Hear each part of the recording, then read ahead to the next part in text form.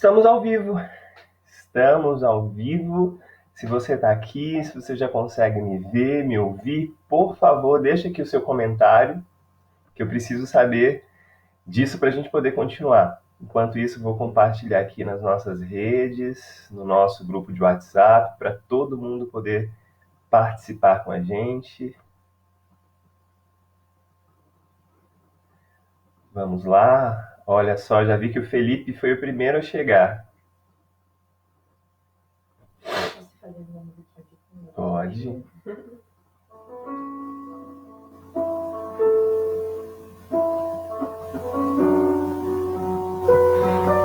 Se você chegou, se você está vendo, por favor, diga aqui no comentário se você já está me vendo, se você já está me ouvindo bem. Eu preciso saber disso para a gente começar. Hoje os computadores aqui de casa deram uma travada, tanto o meu quanto o da Bia. Que desespero foi, mas graças a Deus deu tudo certo. A tecnologia às vezes tem dessa, né? Quase deixa a gente na mão. Bom dia, Felipe. Você me vê? Você me ouve bem? Que não diz quantas pessoas já estão comigo. Edna, bem-vinda. Ataíde, bem-vindo, bom dia.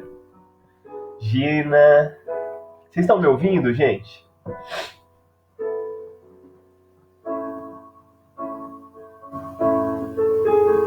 Bem-vinda, Edmar.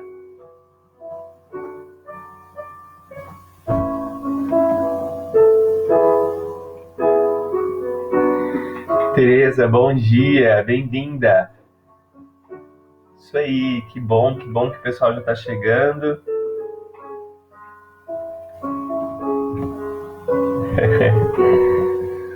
Vamos lá, gente. A Tereza respondeu que sim, tá me vendo e tá me ouvindo bem. Mãos. Beleza, Felipe, obrigado.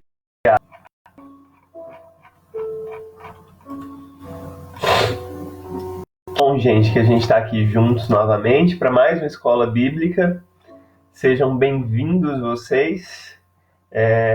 Que bom, Gina, que tá tudo certo.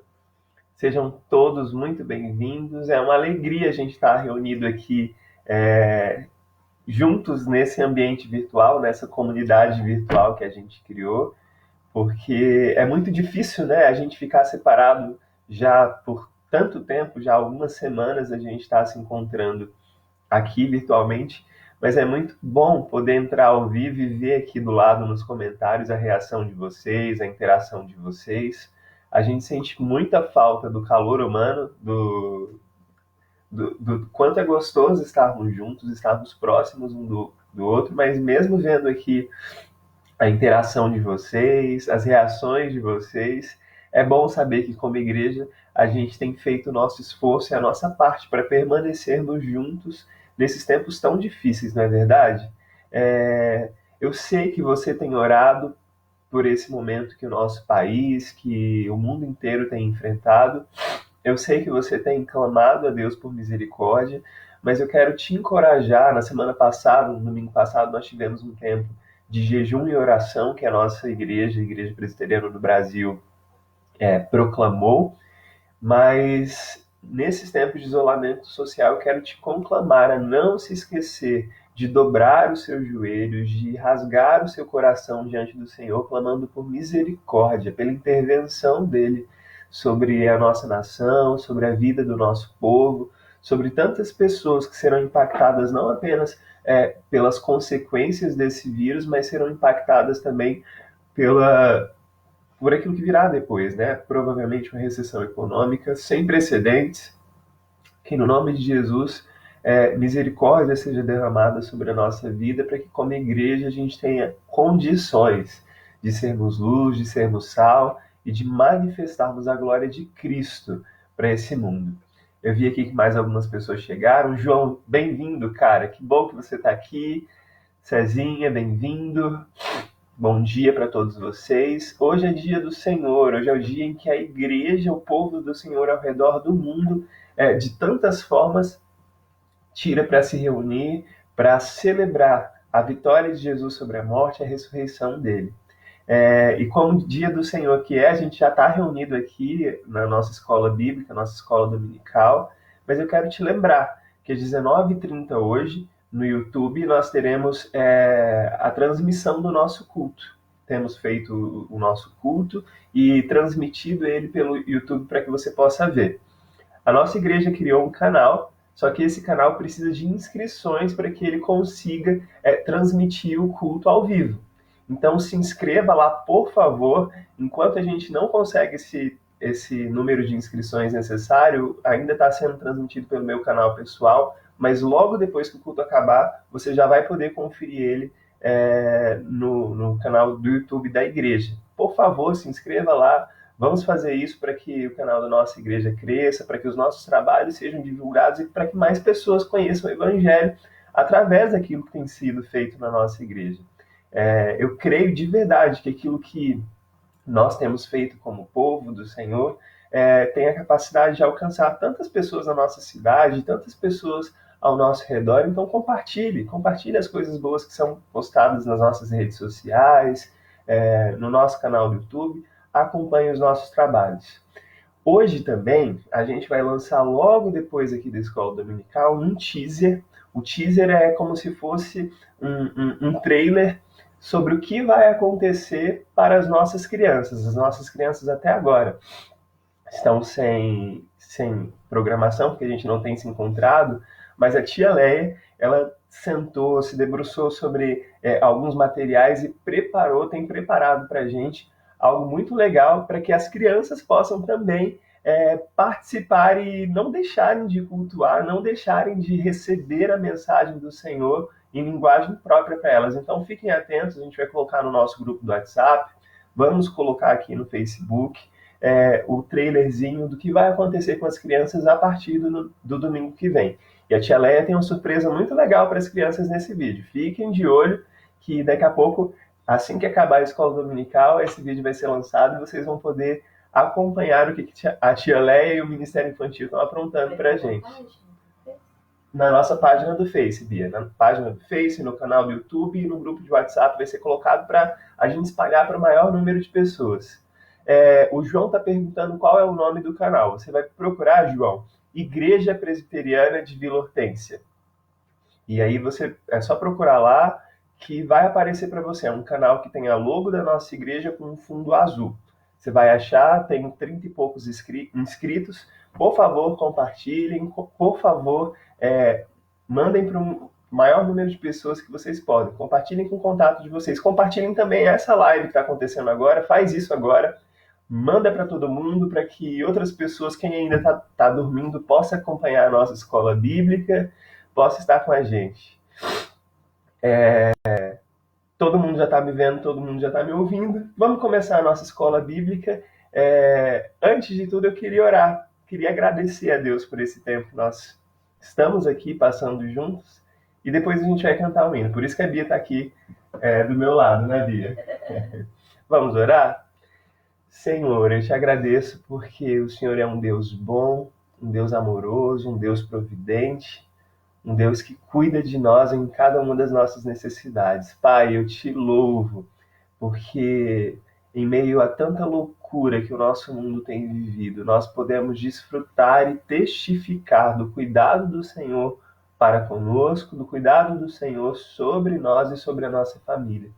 Eu te agradeço, ó Deus, porque nesse dia tão gostoso, o Senhor chamou pessoas de várias partes da cidade, gente que nem de Sorocaba para participar dessa live, para poder assistir, Deus, a esse tempo de estudo, a participar desse tempo de estudo, clamar ao Senhor para que o Senhor gere mudança no nosso coração à medida que nós conhecemos mais da Tua Palavra, à medida que nós nos aprofundamos na Tua Palavra. A minha oração nessa hora é que o Senhor me use e que, no nome de Jesus, todas as barreiras em mim que possam impedir os outros de chegarem a Ti, todas as barreiras que existem em mim que possam impedir o entendimento de outros da palavra do Senhor, que essas barreiras caiam e que o Teu Espírito Santo fale comigo, fale em mim e fale através de mim. Eu te louvo, Senhor, porque Tu és um Deus grande. Eu te louvo, Senhor, porque Tu és um Deus maravilhoso. Eu te louvo, Senhor, porque o Senhor, através de Jesus Cristo, um dia nos alcançou e quer nos usar hoje para alcançar outras pessoas. Por isso, fala conosco, é o que te pedimos, em nome de Jesus. Amém. Amém? Olha só, o pessoal já está até pedindo o hino, Bia. A Cida pediu o hino 254. Cida, a gente vai começar cantando o hino 42. Depois a Bia volta aqui com o hino 254. Eu nem lembro de cabeça qual é esse hino, mas a gente vai começar com o hino 42 e o combinado é que se eu conhecer esse hino no final a gente canta, tá bom? Guarda o número, Beatriz. Anota aí pra gente não esquecer. 254 é o hino que a Cida pediu.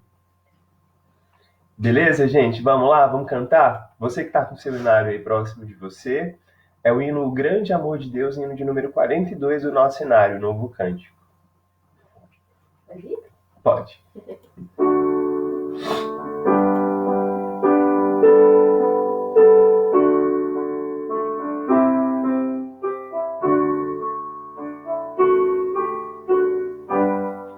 A Deus demos glória por seu grande amor, o Filho bendito por nós todos deu, e graça concede ao mais vil pecador, abrindo-lhe a porta de entrada no céu. Exultai, exultai, vinde todos louvar a Jesus Salvador, a Jesus Redentor.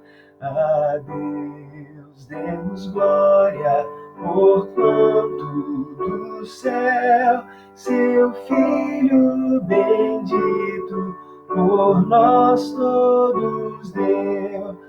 Ó graça real, foi assim que Jesus, morrendo seu sangue, por nós derramou. Herança nos céus com os santos em luz, legou-nos aquele que o preço pagou. Exultai, exultai, vinde todos louvar a Jesus Salvador, a Jesus Redentor. A Deus demos glória, porquanto do céu seu Filho bendito por nós todos deu. Tal prova de amor nos persuade a confiar nos merecimentos do Filho de Deus. E quem a Jesus pela fé se entregar, vai vê-lo na glória eterna dos céus. Exultai, exultai, vinde todos louvar a Jesus Salvador, a Jesus Redentor. A Deus demos glória, porquanto do céu seu Filho bendito por nós todos deu. Amém. Amém. Obrigado, Bia. Depois você volta, me diz qual é o hino 254, que eu não lembro qual é. Gente, que bom cantarmos ao Senhor. E esse hino que a gente acabou de cantar, ele fala muito a respeito daquilo que a gente vai conversar hoje no nosso estudo, na nossa aula de Escola Bíblica Dominical. Nós já oramos, nós já cantamos, agora é o momento em que a gente vai estudar a Palavra de Deus, que a gente vai abrir o nosso coração e receber do Senhor aquilo que Ele tem para nós, os ensinamentos que Ele tem. Como você sabe, a gente já está há algum tempo acompanhando o nosso breve catecismo, o breve catecismo de Westminster, que é um dos símbolos de fé da nossa igreja. Nós estamos estudando esse símbolo de fé, que foi elaborado lá nos idos da Reforma Protestante, sobretudo a Reforma Inglesa, a Reforma Puritana. E uma das preocupações da Reforma Protestante do século XVI, o tempo todo, foi trazer para nós cristãos, principalmente para os cristãos comuns, que antes não tinham tanto acesso assim à Bíblia, à Palavra de Deus, foi trazer a esses cristãos a instrução das doutrinas mais básicas apresentadas nas Escrituras, na Palavra de Deus. E o movimento puritano, que foi um movimento que aconteceu na Inglaterra mais ou menos por essa época, entre 1643, e aí já é o século XVII, né? Entre 1643 e 1649, reuniu seus melhores teólogos, seus melhores pastores na abadia de Westminster, uma igreja, e ali esses teólogos, os mais primorosos dentre todos que haviam no Reino Unido, eles se reuniram por todos esses anos num espírito profundo de oração, a fim de elaborar documentos que sintetizassem essas doutrinas, essas grandes doutrinas da Palavra de Deus. Esses documentos se tornaram a nossa confissão de fé, a confissão de fé de Westminster, e os catecismos, o catecismo maior que servia para instruir os líderes da igreja, e o catecismo breve, o catecismo menor, que serve para que todos os cristãos pudessem ter como se fosse uma aula de catecúmenos a respeito das principais doutrinas das Escrituras. Hoje a gente está estudando o breve catecismo, a gente está destrinchando pergunta por pergunta, e depois a gente estudar os 10 mandamentos, que foram algumas das perguntas passadas. Na semana passada a gente viu que, por nós mesmos, nós não conseguimos cumprir esses 10 mandamentos. Jamais conseguiríamos cumprir a lei de Deus. Aí, então, a gente chega nas perguntas que nós veremos hoje. Porque já que a gente não consegue cumprir a lei de Deus, por conta da lei do pecado que ainda habita em nós, o que a gente pode fazer? Qual é a nossa parte, qual é a nossa tarefa a partir de agora, como filhos, como servos de Deus? Isso a gente vai ver nas perguntas de 85 até 87, são as 3 perguntas que a gente vai estudar hoje. Por isso eu te convido a abrir seu coração, a acompanhar comigo as leituras da Palavra de Deus. Às vezes eu falo rapidinho, mas se você está com a sua Bíblia do lado e se você está acostumado a poder folhear ela, a procurar textos bíblicos, é quase aquele teste, né? Gincana bíblica, de quem consegue achar mais rápido o texto. Eu estou com todos eles aqui abertos na minha frente. Então, vamos acompanhar, vamos ver o que a gente pode aprender hoje. Já que a gente não consegue cumprir a lei de Deus 100%, o que Deus quer de nós? E a primeira pergunta, a pergunta 85, é a primeira delas que a gente vai estudar hoje, ela pergunta exatamente isso. O que Deus exige de nós, de mim, de você, para que possamos escapar da ira dele e da maldição em que temos incorrido pelo pecado? O que Deus requer para que eu e você possamos escapar da ira e da maldição que vem em decorrência do pecado? Porque sim, toda a humanidade está debaixo de maldição, porque todos pecaram e destituídos estão da glória de Deus.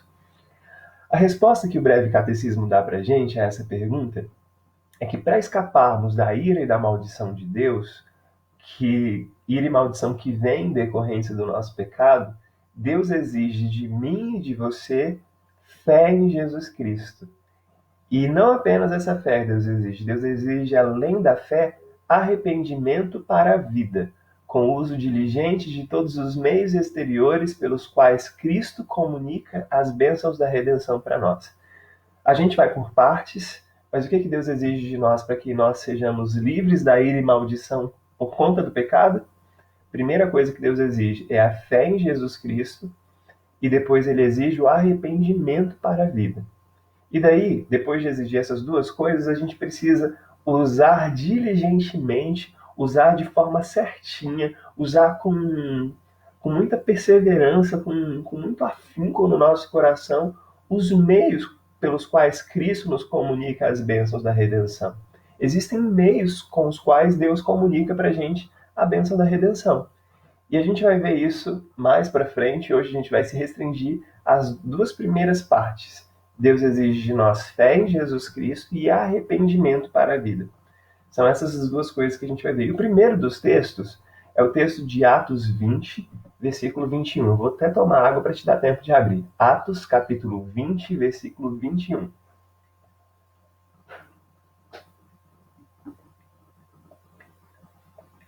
Conseguiu achar? O texto de Atos, capítulo 20, 21, diz assim: Testifiquei tanto a judeus como a gregos que eles precisam converter-se a Deus com arrependimento e fé em nosso Senhor Jesus. Esse que está escrevendo isso é o apóstolo Paulo, que era um fiel pregador da palavra de Deus, e quando ele se encontra em Mileto com alguns dos presbíteros de Éfeso, ele comenta a respeito da sua jornada, comenta a respeito dos sofrimentos que ele passou, que ele tinha que passar, e ao falar com esses presbíteros de Éfeso, para ele diz que a conversão a Jesus vem através da pregação da palavra, mas também vem através do testemunho, porque Paulo diz: eu testifiquei, não apenas preguei, eu testifiquei tanto a judeus como a gregos que todos eles precisam converter-se a Deus. Não é apenas porque eu nasci judeu, eu nasci cristão, eu nasci na casa de Deus, que eu não preciso me arrepender. A necessidade de arrependimento é a resposta à pergunta do catecismo, né? Para escaparmos da ira e maldição de Deus, a gente precisa do que primeiro? Arrependimento. Paulo testificou tanto para judeu quanto para grego que era necessário converter-se a Deus com quê? Com arrependimento. Mas não apenas arrependimento. O arrependimento precisa vir acompanhado de fé. Fé no nosso Senhor Jesus. Quando a gente se converte, a conversão a Jesus necessariamente precisa trazer arrependimento e fé em Jesus. Se eu digo que sou convertido, mas não sou arrependido, na verdade eu me convenci de que eu sou convertido, mas não sou de fato um convertido. O verdadeiro convertido traz consigo não apenas a fé em Jesus, mas traz em si sinais de arrependimento, e a gente vai ver isso daqui a pouco. Arrependimento e fé, as duas coisas, são sinais básicos de que eu fui convertido ao Senhor Jesus. E aí a gente segue para um texto que também confirma isso que a gente viu, que para escaparmos da ira de Deus a gente precisa de arrependimento para a vida e fé em Jesus Cristo. O segundo texto é o texto que está na segunda epístola de Pedro, capítulo 1, versículo 10.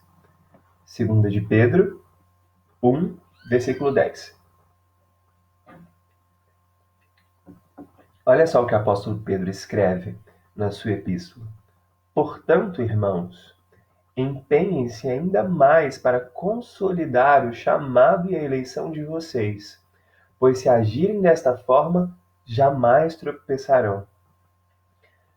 O apóstolo Pedro está querendo mostrar para a gente aqui que sim, nós fomos salvos pela graça, por meio da fé, como Paulo disse a gente em Romanos, porém, a graça não exclui de nós o esforço. Graça e esforço não são pontos opostos. A graça, um amigo meu diria, um pastor amigo meu diria que a graça ela é oposta ao mérito e não ao esforço. Olha só que coisa interessante, porque por muito tempo a gente prega, né, a doutrina de que fomos salvos por graça, porém a gente anula o nosso esforço, anula a nossa parte, o nosso papel na nossa salvação. A graça não se opõe de forma nenhuma ao esforço. A graça é o contrário de mérito. Eu não tenho mérito nenhum para me salvar. Porém, embora eu tenha sido salvo por graça, a graça não exclui, não anula o meu esforço. Por isso, o conselho que Pedro dá para a gente aqui nesse versículo é de que nós precisamos nos empenhar. Portanto, irmãos, empenhem-se ainda mais para consolidar o chamado e a eleição que vocês receberam. Empenhem-se para que o chamado de vocês como discípulos de Jesus, para que a eleição de vocês possam manifestar para as outras pessoas a identidade do Pai de vocês nesse mundo. Vocês não podem viver como aqueles que não conhecem o Pai que vocês têm. Vocês precisam se empenhar para manifestar a identidade desse Pai para o mundo. Percebe como muda de figura na nossa cabeça? Eu não faço as coisas para Deus a fim de ser aceito por Deus, mas eu faço as coisas para Deus porque eu já fui aceito por Ele e porque eu preciso manifestar a identidade desse Pai que é bom, desse Pai que é amoroso para o mundo inteiro. Esse texto de Pedro é muito lindo, mas a gente vai seguir para o próximo texto, que está na Epístola aos Hebreus, capítulo 2, versículos 2 e 3. O que Deus exige de nós para que possamos escapar da sua ira e da maldição que vem por conta do pecado? O breve catecismo respondeu para a gente que a gente precisa da fé em Jesus Cristo e do arrependimento para a vida. E a gente está vendo, destrinchando esses versículos. Hebreus capítulo 2, versículos 2 e 3. O João está dizendo aqui que ele já compartilhou o canal da nossa igreja no Instagram, no WhatsApp e no Facebook. Parabéns, João, é isso aí. Vamos fazer a mensagem que a gente está compartilhando aqui chegar ao maior número de pessoas. Bastante gente chegando, Juliano, Eleni, Geraldo, o Jair está aqui com a gente, também disse há algum tempinho, o Pastor Binho, Cleri, Valsdeni, que legal, gente. Que bom que vocês estão aqui com a gente. Vamos seguir para o texto de Hebreus? Que responde para a gente dizendo que sim, é por meio da fé em Jesus Cristo e do arrependimento para a vida que a gente é livre da condenação do pecado. O texto de Hebreus diz o seguinte: porque se a mensagem transmitida por anjos provou a sua firmeza e toda transgressão e desobediência recebeu a devida punição, como escaparemos nós se negligenciarmos tão grande salvação? Esta salvação, primeiramente anunciada pelo Senhor, foi-nos confirmada pelos que a ouviram. A gente sabe que o salário do pecado é a morte. Transgressões, desobediências, pecados recorrentes já receberam a punição deles em Cristo Jesus. Os meus pecados, os seus pecados já foram cravados em Cristo na cruz do Calvário. Porém, a pergunta que o escritor aos Hebreus faz para a gente é: como nós escaparemos se a gente negligenciar essa salvação tão grande?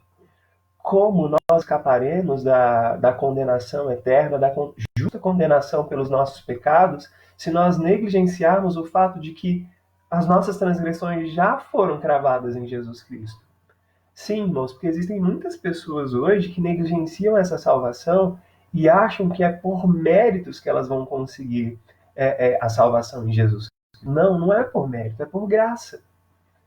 E todas as vezes que eu ou você tentamos nos esforçar para ser salvos, a gente incorre nesse erro, a gente está negligenciando a grande salvação. E conforme a gente já viu nos nossos estudos de quinta-feira em Tiago, aquele que se esforça achando que vai ser salvo, ele está negando o sacrifício de Jesus. Negando o sacrifício de Jesus. E o escritor aos Hebreus está tentando dizer para a gente como você vai escapar se você negligenciar a salvação de que os seus pecados foram colocados sobre Jesus Cristo justo. Não existe jeito de eu ou você termos méritos para a nossa salvação. Porém, o que Deus exige de nós é um esforço, sim, não para que sejamos salvos, mas para que manifestemos essa salvação que já recebemos. Como nós escaparemos da punição se rejeitamos, se nós não temos fé, se nós não nos arrependemos e nos voltamos para o que Jesus fez? Essa é a pergunta que Hebreus traz para a gente. Seguindo para mais um texto, o texto de 1 Timóteo, capítulo 4, versículo 16. 1 Timóteo 4, 16. Diz assim para a gente: atente bem para a sua própria vida e para a doutrina, perseverando nesses deveres, pois fazendo isso, você salvará tanto a si mesmo quanto aos que te ouvem.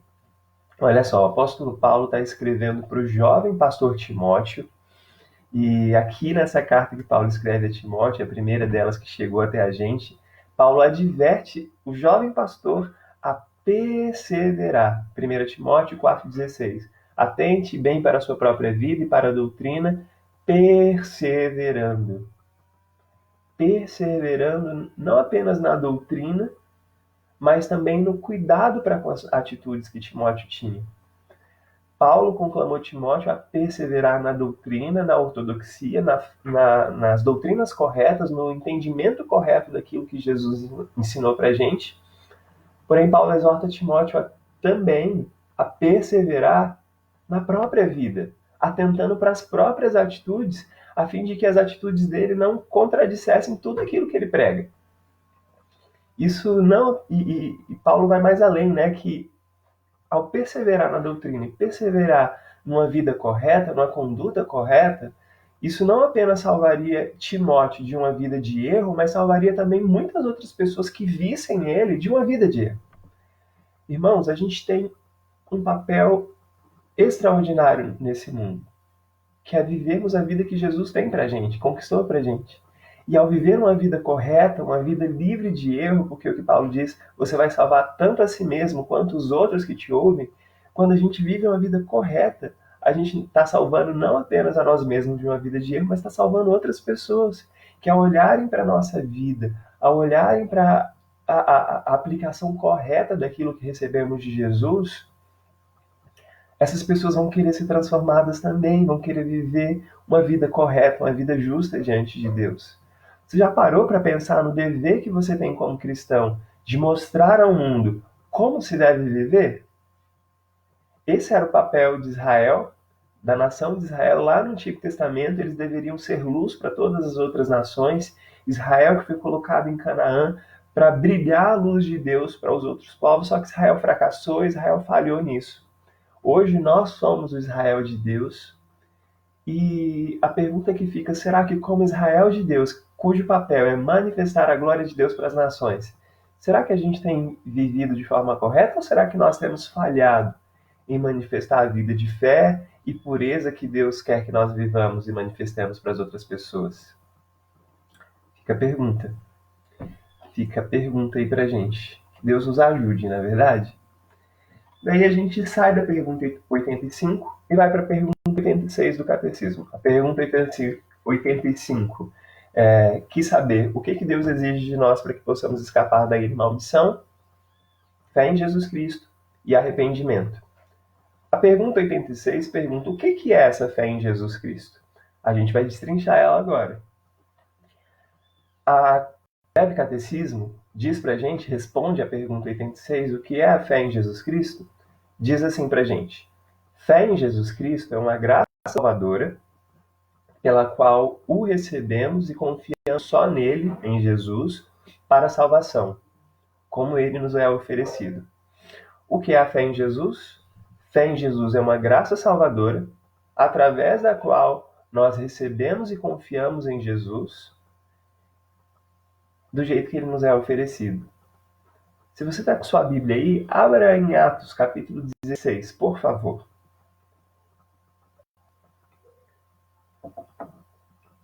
Atos, capítulo 16, no versículo 31, a gente tem aqui um contexto muito interessante. Paulo e Silas estão presos e naquela prisão eles começaram a cantar louvores e de repente houve um terremoto, as prisões se abriram e o carcereiro ficou atônito com aquilo que aconteceu, porque Paulo e Silas não saíram da prisão, não fugiram da prisão. E ao ver aquilo, o carcereiro ficou tão atônito que olhou para Paulo e Silas e viram que eles estavam cheios de vergões nas costas, porque eles tinham apanhado muito. O carcereiro cuidou das feridas de Paulo e Silas, e depois de cuidar das feridas de Paulo e Silas, o próprio carcereiro tirou eles da prisão, que já estava aberta, levou eles para casa, e depois de ouvir a respeito das maravilhas de Deus, no versículo 31 de Atos 16, o carcereiro pergunta, o que eu preciso fazer para ser salvo? A resposta que Paulo e Silas dão para o carcereiro está no versículo 31 do capítulo 16. Creia no Senhor Jesus e serão salvos você e os de sua casa. A gente conhece até de cor esse versículo, né? Creia no Senhor Jesus e será salvo tu e a tua casa. Uma outra versão diria. Então, o contexto que a gente tem esse versículo é exatamente esse da prisão e da liberdade de Paulo e Silas, quando eles miraculosamente têm as suas cadeias abertas. Mas é muito interessante que o texto de Atos mostra pra gente, diz que o carcereiro creu. O que é a fé em Jesus Cristo? Essa crença, É essa crença que me leva ao arrependimento e me leva a ser batizado. É essa crença de que existe algo além de mim mesmo, que Jesus Cristo é o Senhor do universo. Jesus Cristo é aquele de quem toda a criação testifica, toda a história do mundo testifica, toda a história do mundo aponta para Jesus. Você já pensou que esse momento que a gente está vivendo de pandemia global quer apontar para a glória, para a grandeza, para a soberania do Senhor Jesus Cristo? Quer fazer com que todo mundo olhe para Jesus e fale: existe algo além de nós mesmos, nós somos uma poeirinha num vasto universo, como a nossa existência é frágil. Não sei se você sabe, mas nós estamos vivendo um tempo muito especial no calendário cristão.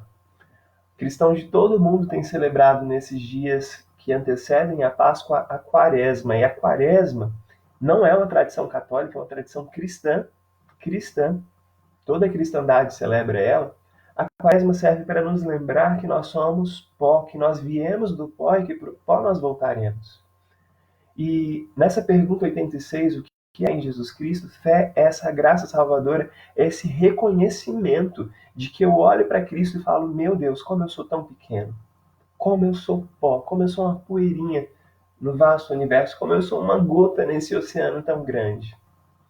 O texto diz que o carcereiro creu, não apenas ele, mas toda a sua família confiaram as suas vidas, confiaram as suas existências àquele que é Senhor do universo, aquele que controla o universo, que controla o oceano do qual nós somos uma gotinha. Seguindo para o próximo texto, que fala sobre o que é a fé em Jesus Cristo, é o texto de Hebreus, mais uma vez a Epístola aos Hebreus, capítulo 10, versículo 39.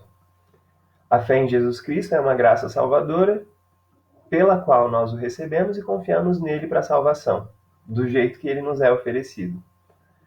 O texto de Hebreus diz para a gente que nós, porém, não somos daqueles que retrocedem e são destruídos, mas somos aqueles que creem e são salvos.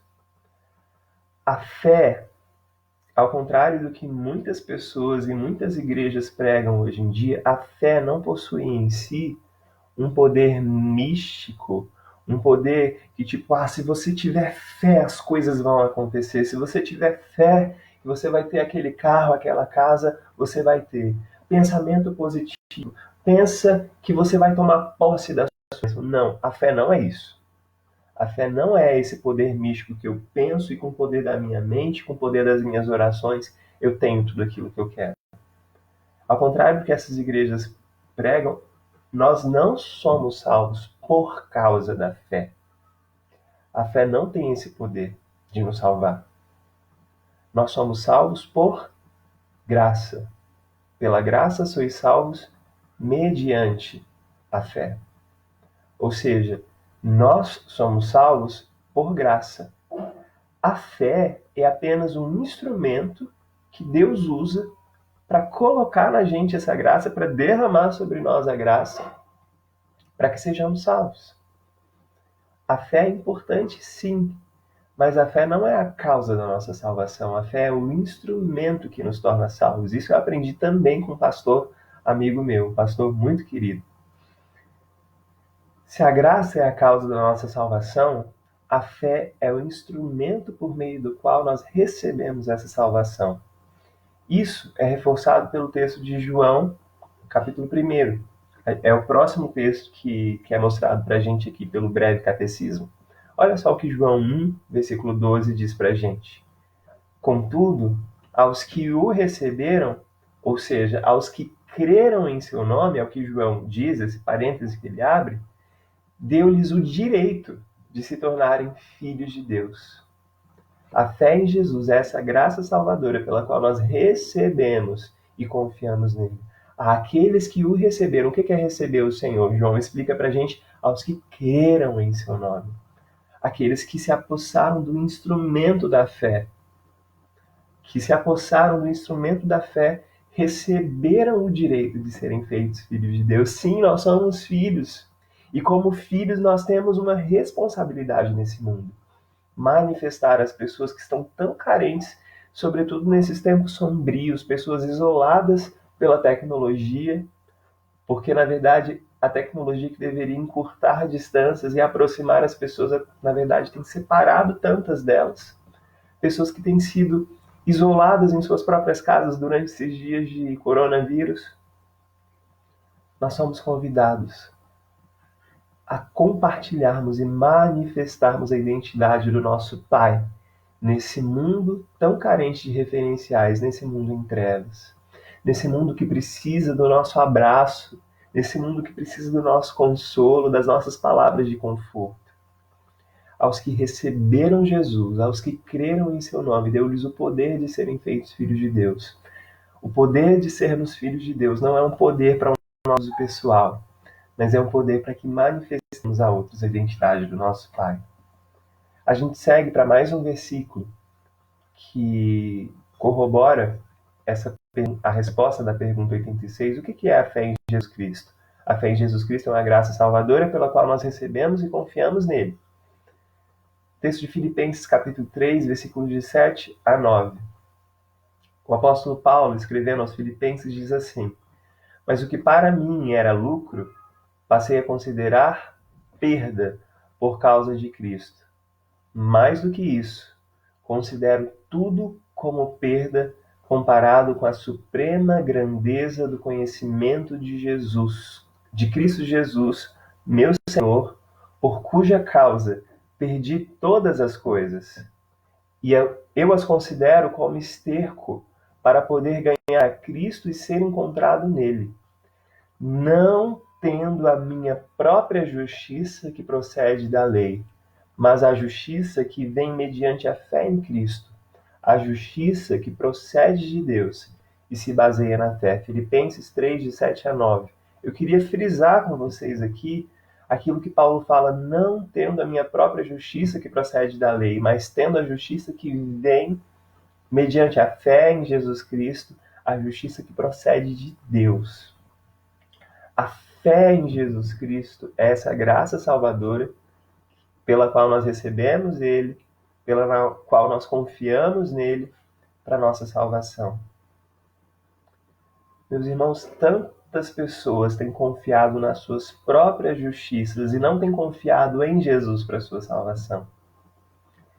Nas palavras do profeta, todos os nossos atos de justiça não passam de trapo de imundícia para Deus, de panos sujos de sangue para Deus. As nossas justiças próprias não são capazes de nos salvar. Não há nada que possamos fazer para salvar a nós mesmos da condenação. A fé em Jesus Cristo, que é instrumento da justiça de Deus, a justiça de Deus que foi executada em Cristo na cruz. Deus executou toda a sua justiça, toda a sua ira foi derramada sobre Jesus.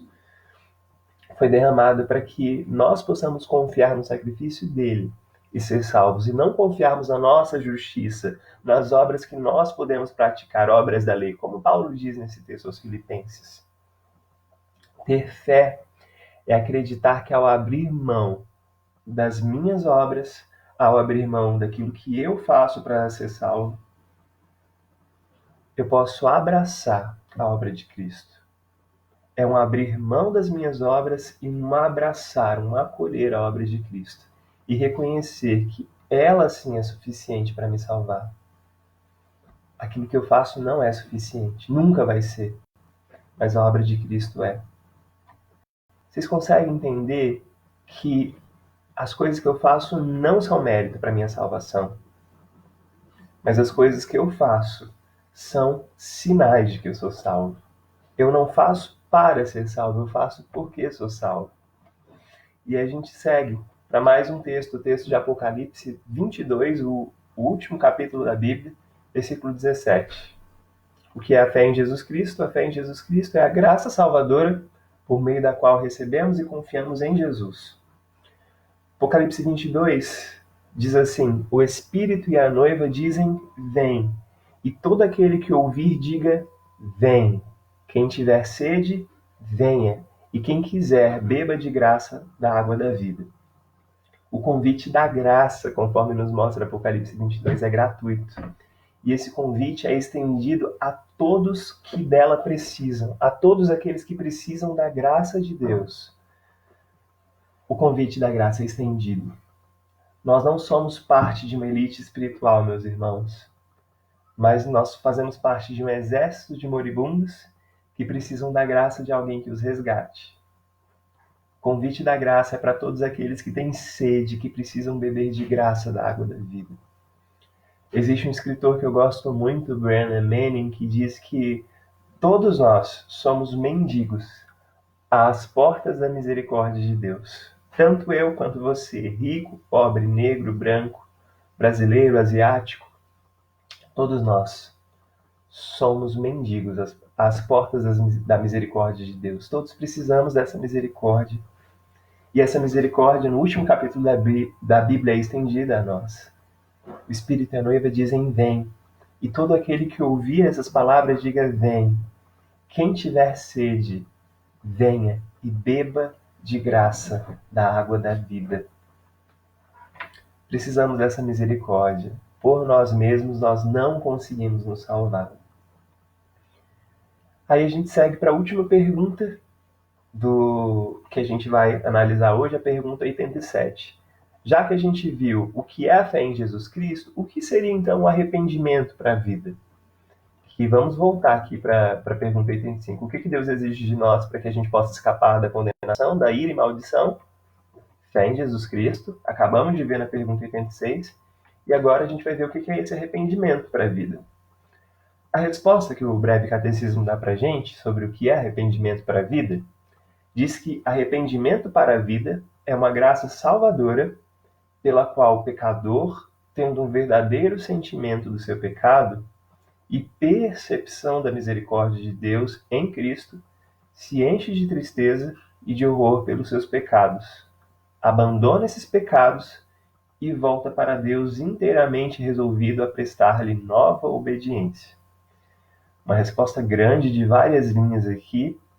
Arrependimento para a vida é a graça salvadora, na qual nós, pecadores, sentimos o nosso pecado, temos noção do quanto os nossos pecados são ofensivos a Deus, mas ao mesmo tempo que nós temos noção do tamanho que os nossos pecados são ofensivos, nós percebemos também a misericórdia de Deus em Cristo Jesus. Olha só que coisa linda. Eu percebo que sou pecador, mas eu percebo também a misericórdia de Deus. E o que isso causa em mim? O que essas duas percepções causam em mim? Percebendo isso, eu me encho de tristeza e de horror pelos meus pecados, abandono esses pecados, me volto para Deus, mas eu me volto para Deus não apenas, Senhor, me perdoa, me salva, mas eu volto para Deus inteiramente resolvido a prestar a Ele nova obediência. Eu volto não apenas arrependido, mas eu volto resolvido a obedecer a Deus. E aqui a gente vai ver um texto que eu acho muito legal.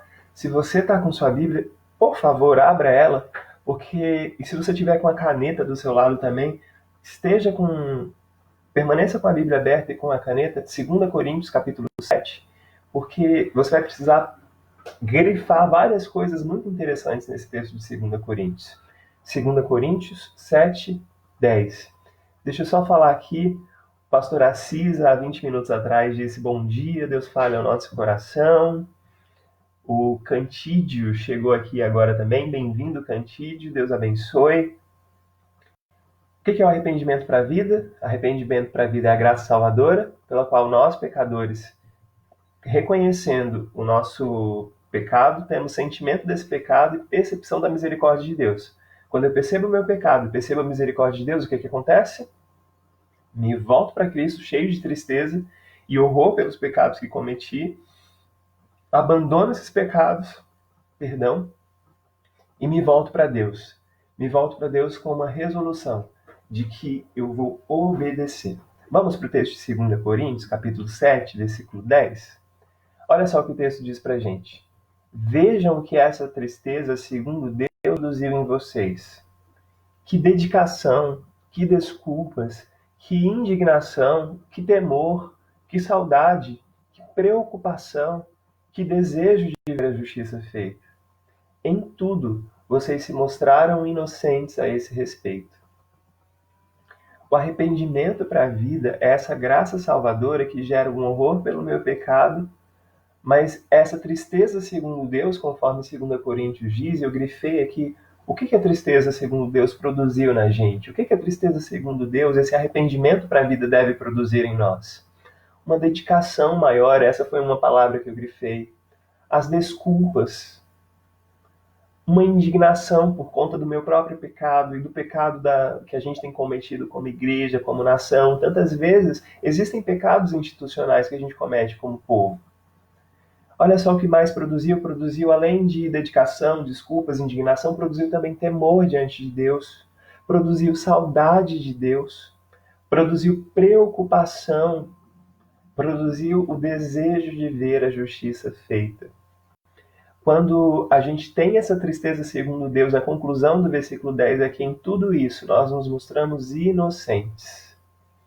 Quando a tristeza segundo Deus nos acomete, nós nos mostramos inocentes, porque em nosso coração existe um sentimento verdadeiro de arrependimento. E arrependimento é diferente de remorso.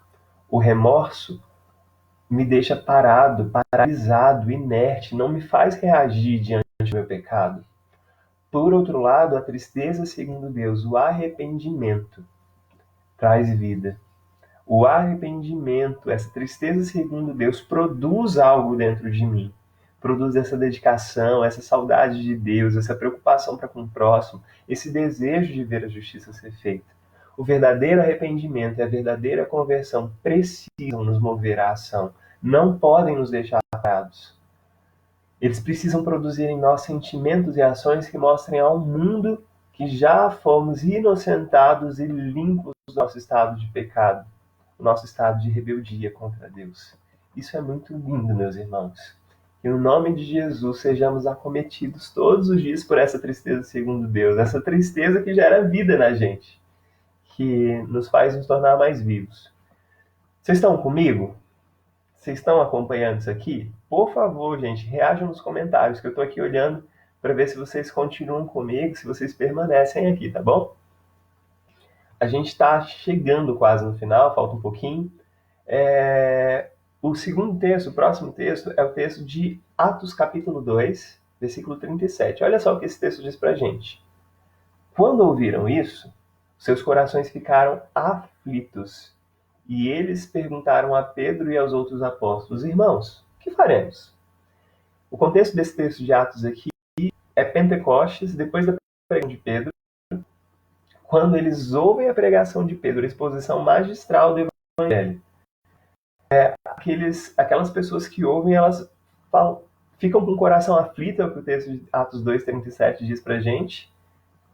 O coração deles ficou aflito e eles perguntaram para Pedro e para os outros apóstolos: irmãos, o que nós precisamos fazer? Já que esse Jesus é Deus de fato, o que nós precisamos fazer? O arrependimento para a vida produz em nós não apenas essa aflição com qual os judeus que viram Pentecostes, a pregação de Pedro, produziu neles. Não apenas essa aflição deve ser produzida em nós, mas precisa produzir em nós indagações a respeito do que a gente pode fazer. Que faremos, pois? Irmãos, que faremos? A pergunta que surge num coração que recebe a palavra de Deus é: o que eu preciso fazer então? O meu coração fica inquieto, o meu coração fica aflito, e essa aflição me move à ação. O que podemos fazer? A gente precisa ter a fé desses irmãos de Atos, uma fé que se move. O contexto dessa passagem é que depois da pregação de Pedro, o que aconteceu? Esses irmãos perguntaram o que precisamos fazer. Naquele dia, 3.000 judeus foram batizados. 3.000 pessoas receberam a palavra de Deus. O arrependimento para a vida é o arrependimento que me move à ação, me faz pensar o que eu preciso fazer ao entender a graça de Cristo, ao entender o que Ele fez na cruz por mim. Próximos versículos são os versículos de Lucas, capítulo 1, versículos 76 a 80. Eu não vou ler todo esse texto, mas esse texto é uma profecia a respeito da vinda de João Batista. Quando o texto diz que tu, menino, será chamado profeta do Altíssimo, porque você vai adiante do Senhor Jesus, Sabemos que João Batista preparou o caminho do Senhor Jesus.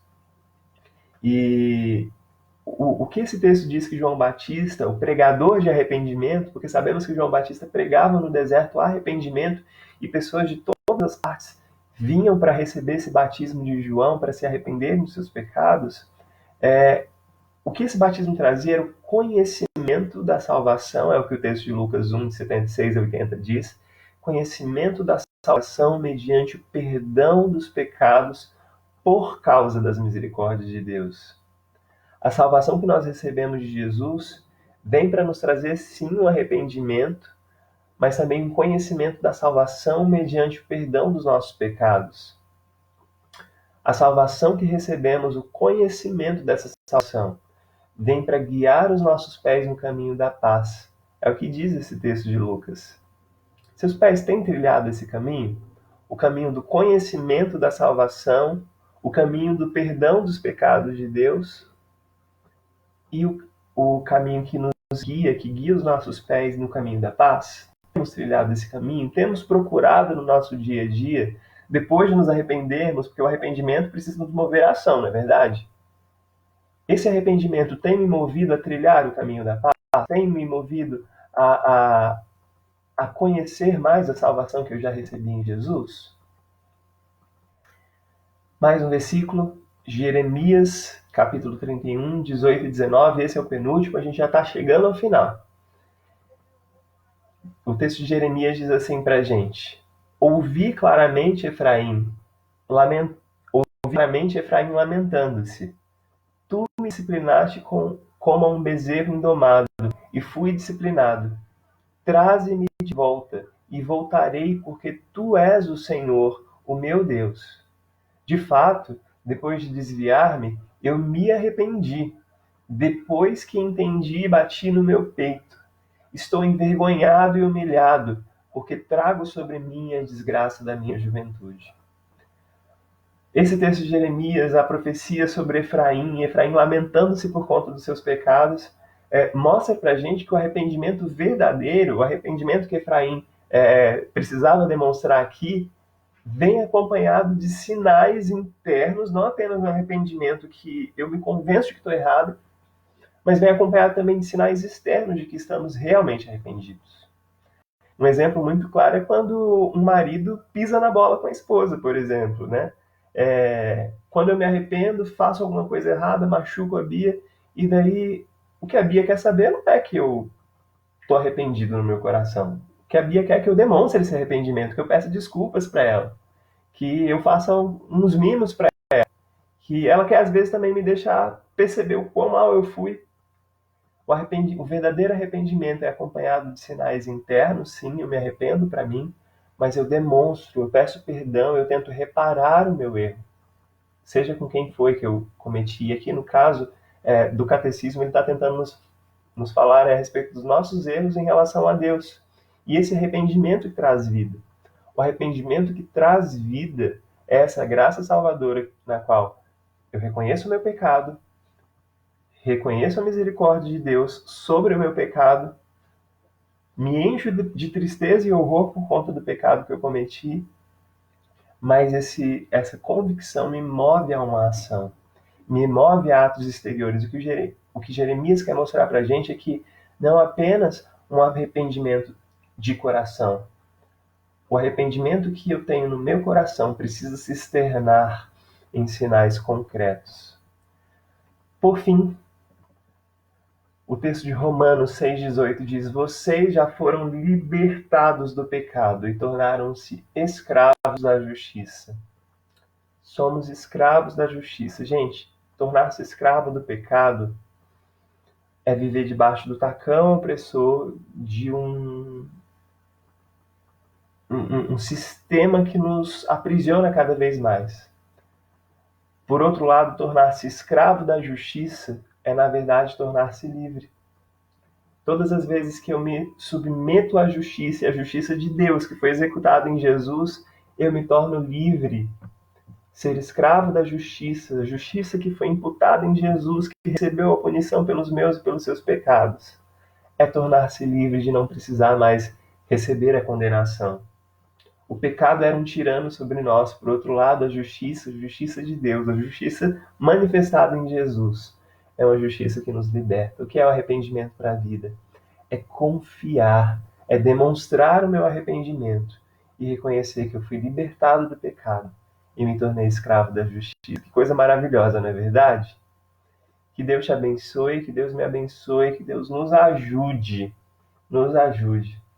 a nos tornarmos esses escravos da justiça, justiça que nos liberta. Amém? Será que a Bia está por aqui? Acho que a Bia está vindo. Vamos orar? Quando a Bia chegar, a gente canta. Vamos ver se eu sei qual é o hino 254, que a Cida pediu no começo. Deixa eu orar com você.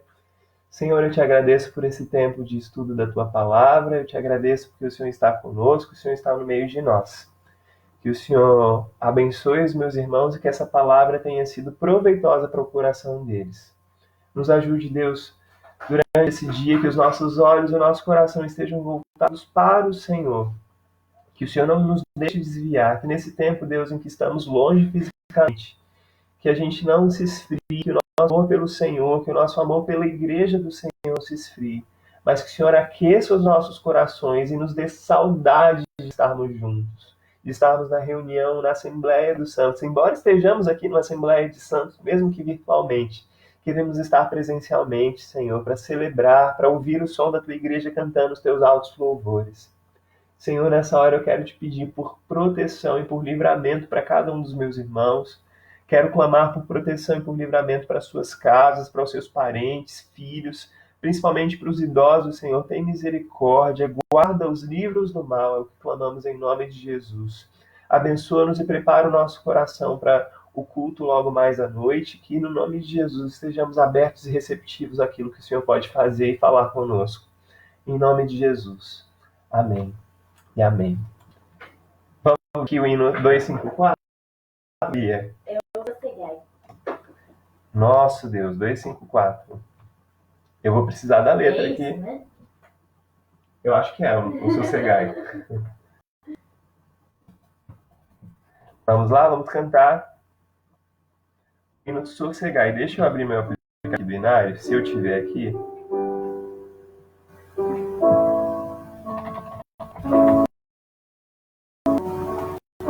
Irmãos, perdoem os erros. Esse a gente não se preparou, não ensaiamos. Mas vamos tentar fazer o nosso melhor aqui.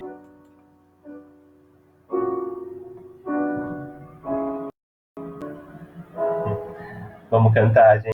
Deixa eu só abrir, eu preciso da letra aqui antes.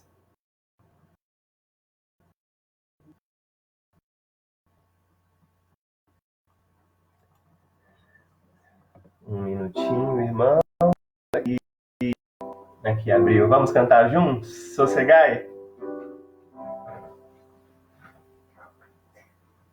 Eu preciso que você cante o começo para mim, para eu pegar o tom.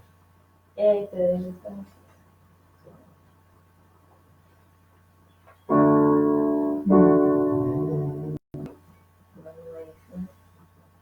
Vou pegar aqui o que estava nas fitas.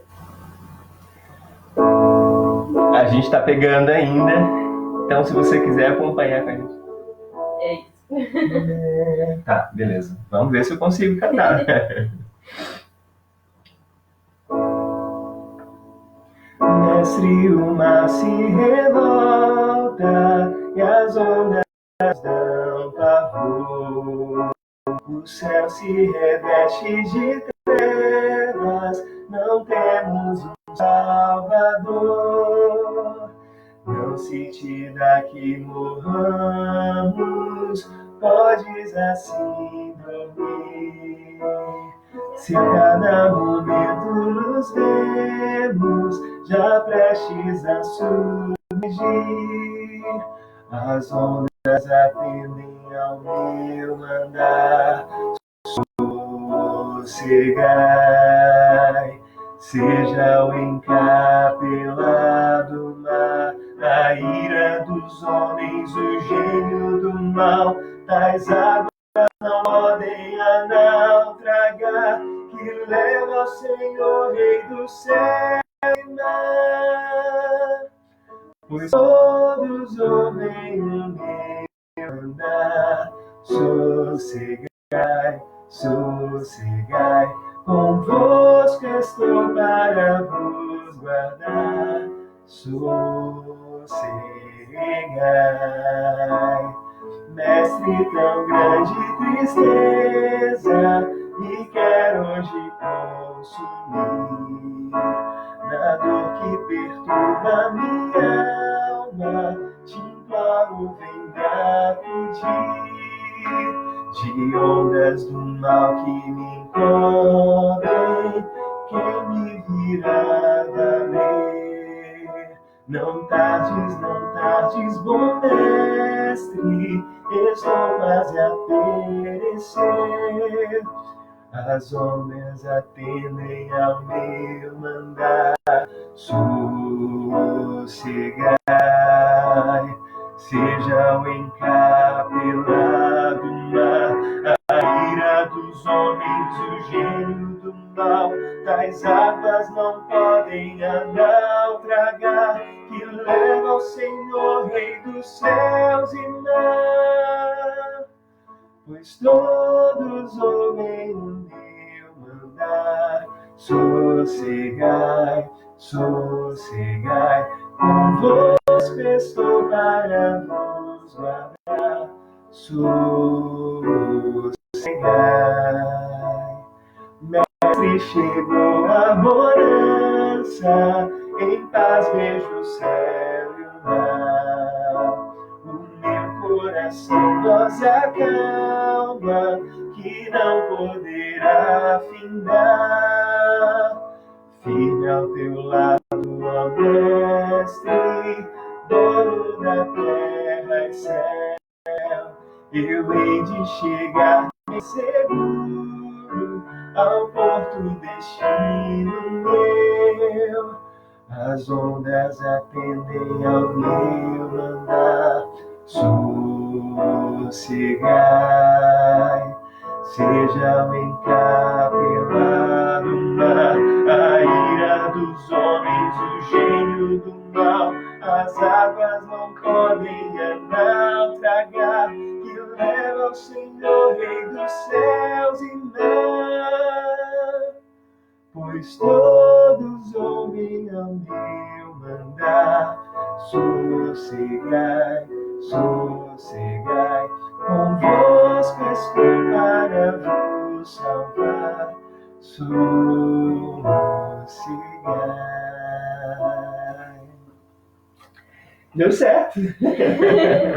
Que bom, gente, estar com vocês durante esse tempo. A minha oração é que Deus te abençoe, Deus te guarde, Deus guarde a sua casa e te abençoe.